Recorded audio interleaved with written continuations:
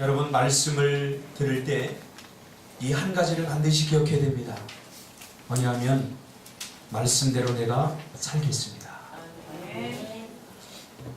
선생님이 앞에서 수학을 가리키는데 듣는 아이가 저건 너무 어려워서 나는 이 문제 못 풀어, 이렇게 생각한다면 이미 게임은 다 거기서 끝나버린 겁니다. 그러나 계속 질문하고 선생님이 가르치는 거 내가 좀 알아야 되겠다, 그런 마음을 가지고 질문하면 반드시 풀리지 않을 문제가 없습니다. 우리 인생도 마찬가지입니다. 하나님 우리에게 말씀을 주신 것은 이 말씀으로 우리의 삶을 해석하고 말씀으로 우리의 인생을 풀어가라고 주신 것입니다. 할렐루야. 그러므로 이 말씀대로 살아야 되는 것 알지만 나는 못 산다라고 결론을 내려버리면 신앙생활 할 이유가 하나도 없는 것입니다. 여러분, 올 한해 하나님께서 우리에게 주신 첫 번째 교회에 주신 축복의 말씀은 마태복음 9장 17절입니다. 이 말씀 중심에서 새술은 새부대라는 제목으로 하나님 말씀 증거하겠습니다. 인디안들은 아침에 일어나 처음 그가 듣게 되는 말, 그것이 하루의 운명이 된다고 믿는다고 합니다. 그래서 하루가 시작되면 첫 마디를 어떤 말을 할까 굉장히 심사숙고한다고 합니다.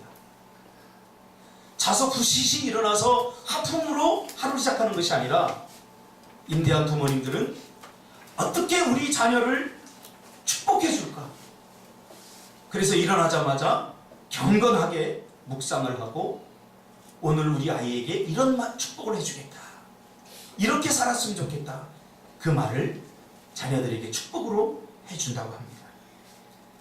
비대한 인디언들 뿐만 아니라 성경에도 이미 말의 중요성에 대해서 강조하고 있지 않습니까? 민수기에 보면 너희 말이 내 귀에 들린 대로 내가 시행하겠다. 언어라고 하는 것은 생각의 반영입니다. 그 사람이 어떤 생각을 하고 있는지 그 사람의 말을 들어보면 알 수가 있습니다. 오늘날 한국교회 성도들이 언어가 오염됐습니다. 부정적인 말, 비관적인 말, 불평, 원망으로 하나님이 주신 축복의 그 모든 통로들을 다 막아버렸습니다. 하나님이 축복할 수 없어요. 2016년도 첫 마디가 중요합니다. 새술은 새부대에 담아라. 오늘 본문에서 뭐라고 합니까? 새 포도주를 낡은 부대에 넣지 않는다고 하죠. 왜 그렇죠? 터지기 때문이다. 새 포도주를 낡은 부대에 넣는데 왜 터지지? 유대인들은 포도주를 만들 때 양가죽 부대에 담아서 자연적으로 이것을 발효를 시키는데 예수님은 이런 포도주 제조법을 두고 오늘 말씀하고 있는 거죠. 발효가 끝난 포도주는 헌 가죽 부대에 담아둬도 됩니다. 그러나 새로 발효시키기 위해서 넣는 포도주는 발효 때 작용하는 화학적 변화 때문에 가죽 부대가 침식하게 됩니다. 상하게 됩니다. 그래서 새 포도주의 그 강력한 발효를, 그 산기를 이 헌 부대가 감당할 수 없게 되는 거죠. 그래서 타져버리는 일이 종종 있었어요. 그래서 유대인들은 새 포도주를 담을 때 헌 가죽 부대를 쓰지 않습니다. 절대로. 이것은 철칙이고 상식입니다.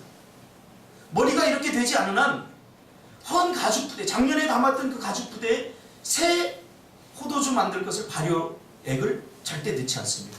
왜요? 100% 터지기 때문입니다. 하나님도 마찬가지입니다.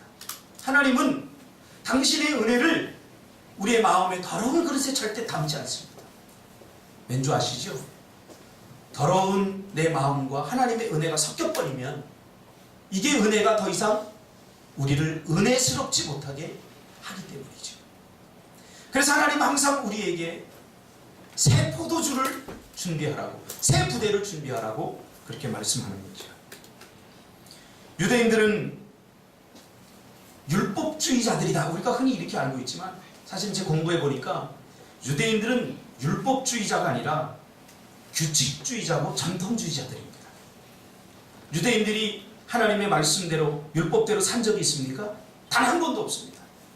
말로는 율법주의자, 율법을 잘 지키는 자들이라고 그들은 주장했지만 그들은 전부 다 전통적입니다. 성경에서 나온 것이 아니라 자기들 생각대로 성경을 해석하고 자기들 방법대로 그것을 전통으로 만들어 버렸습니다.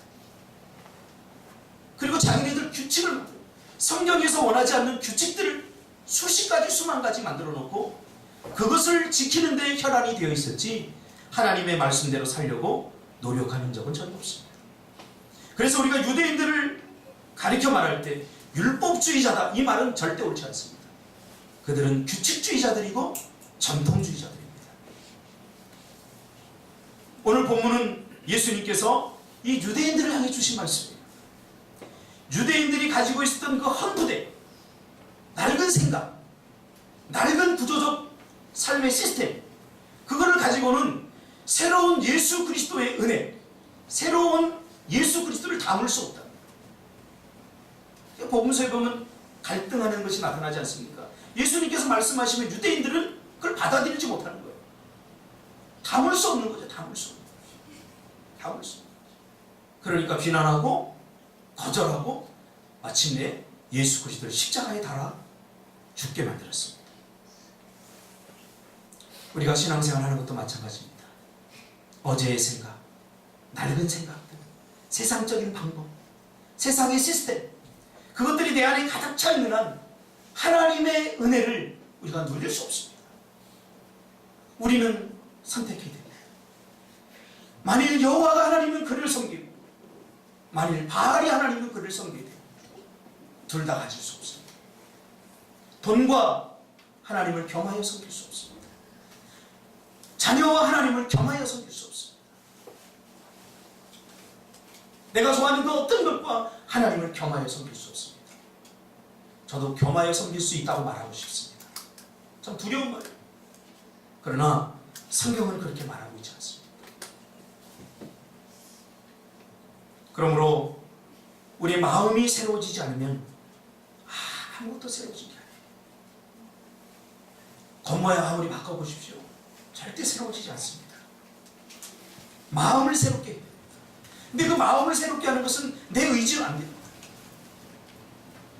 그러나 내가 뜻을 정하면 하나님께서 도와주십니다. 사람은 무엇을 담고 살아가느냐가 중요합니다. 마음에 상처를 담고 살면 그 사람은 평생 불행이 떠나가지 않습니다. 여러분, 상처 끌어안고 내 인생 망치지 말고 다른 사람 인생 망치지 말고 다 잊어버리시기 바랍니다. 십자가 앞에 다 내려놓으시길 바랍니다. 예수님은 뺨을 맞고 침을 뱉음을 당하고 자존심 상하는 일 다 당했지만 예수님은 상처받지 않았습니다. 왜요? 용서했기 때문에. 용서하면 상처받을 일도 없습니다. 이 상처를 평생 담고 살면 그 사람뿐만 아니라 그 사람이 속해 있는 공동체까지 다 불행해집니다. 십자가 앞에 내려놓으시길 바랍니다. 슬픔을 담고 살아가면 평생 우울하고 눈물만 흘리게 됩니다. 분노를 담고 살아가면 매사에 짜증과 날카로운 신경질적인 반응이 그 사람의 삶을 파괴합니다. 과거를 담고 살면 현재를 살 수 없고 미래로 나아갈 수 없습니다. 그러면 2016년도요 우리의 마음에 무엇을 담고 하나님을 살아가기를 원할까? 새 수레, 새 부대에 우리의 마음의 새 부대에 하나님의 새 수를 담기를 원합니다. 그게 뭐냐면 바로 은혜의 수입니다. 할렐루야. 은혜를 담고 살아야 됩니다. 그러면 하나님께 주시는 세 가지 은혜, 세 가지 새 술. 첫 번째로는 우리 꿈틀교 성도들 2016년도에 믿음을 담고 살아가시기를 바랍니다. 우리는 하나님의 백성들입니다. 하나님의 백성들이라고 하는 것은 믿음으로 산다는 거예요.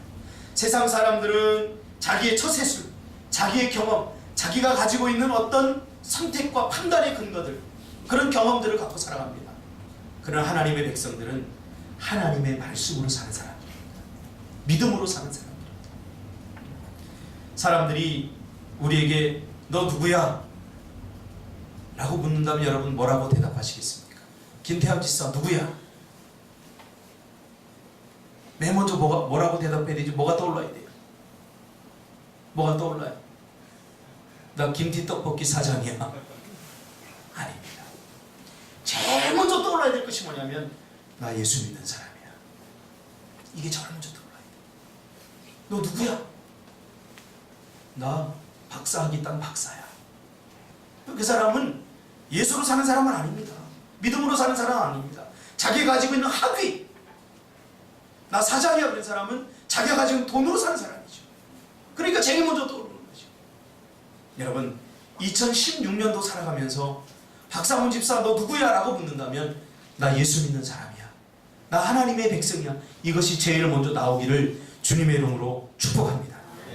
그렇지 않겠습니까? 우리 서로 자랑하려고 해요. 어디를 가더라도 난 어디 대학 나왔어. 이거 말하고 싶어서 막 죽으려고 그러잖아요. 그것이 자기의 본심이고 그 안에 모든 게 다 들어있어요. 2016년도에는 나 예수 믿는 사람이야. 나 믿음으로 사는 사람이야. 이것이 제일 먼저 떠오르고 그렇게 사시기를 주님의 이름으로 축복합니다. 믿음을 담고 살아야 돼요. 우리가 위기 때 내 안에 있는 게 나오지 않습니까? 있어야 나오죠. 믿음이 나오지 않는다는 건 내 안에 믿음이 없다는 거예요. 그러니까 믿음이 없는 사람들은 어떻게 됩니까? 부지런히 말씀을 들어야 돼요.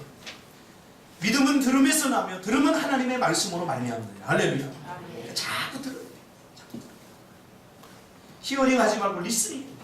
듣다 보면 믿음이 생기고 없던 믿음이 생기고 작은 믿음이 큰 믿음이 됩니다. 그래서 2016년도에는 올해보다 더 많은 것들을 이루시고 큰 축복을 담는 한 해가 되시기를 바랍니다. 두 번째로 웃음을 담고 사시기를 바랍니다. 요즘 경제가 어렵고 참 너무 힘들어서 웃을 일이 그렇게 많지 않아요. 그래서 인상을 쓰고 사람들이 살죠. 하나님의 백성들은 자기 얼굴에 책임을 져야 됩니다. 왜? 전도는 얼굴로 하는 거기 때문에요. 내가 매일 인상 쓰고 다니면서 교회 가세요 그러면 옆집 아줌마가요, 아유 교회 다니는 사람 다 너같이 인상 쓰고 나 교회 안 가겠다 그래요. 그리스도인은 자기 얼굴에 책임을 질 줄 알아야 돼요. 우리가 인상 쓰는 거 하나님이 결코 기뻐하지 않습니다. 하나님은 우리의 행복을 기뻐하셔요. 할렐루야. 우리의 웃는 모습. 저는 힘들고 어렵다가도 집안에만 들어가면 저 두꼬마가 막 웃어 제끼는데 막 나도 모르게 미소가 지어지고 나도 모르게 행복해져. 내가 웃으면 옆 사람도 행복해집니다. 내가 웃으면 공동체가 행복해집니다. 여러분 웃으면서 사시기를 바랍니다. 웃음을 담고 사시기를 주님의 이름으로 축복합니다. 웃고 싶은데 웃음이 잘 안 나오죠. 웃을 일이 있어요, 없죠? 제가 가르쳐 드리겠습니다.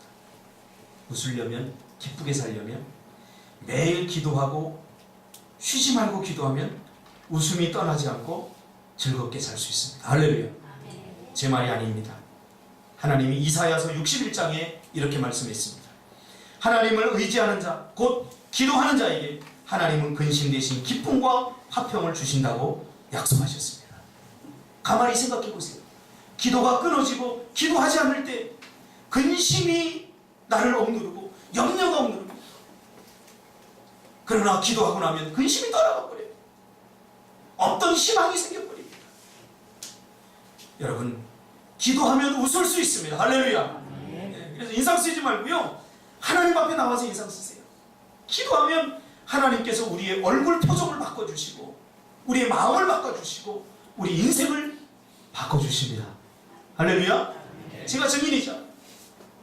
오늘 제가 모래내 시장에 갔다가 우리 교회 다니다 나간 한 집사님을 만났어요. 딱 거기서 제가 집사님 안녕하세요. 기쁘게 안녕하세요 그랬더니 저쪽에 당황하는 거예요. 왜 목사님 잘 계시죠? 예, 잘 있습니다. 아, 누구는 대학 갔겠네요? 누구는 물어봤더니 예. 그들이 나중에 목사님 죄송해요. 제가 철이 없어서 미성숙해서 목사님 마음 아프게 하고 교회 나갔죠. 너무 죄송해요. 그랬어요. 아니에요.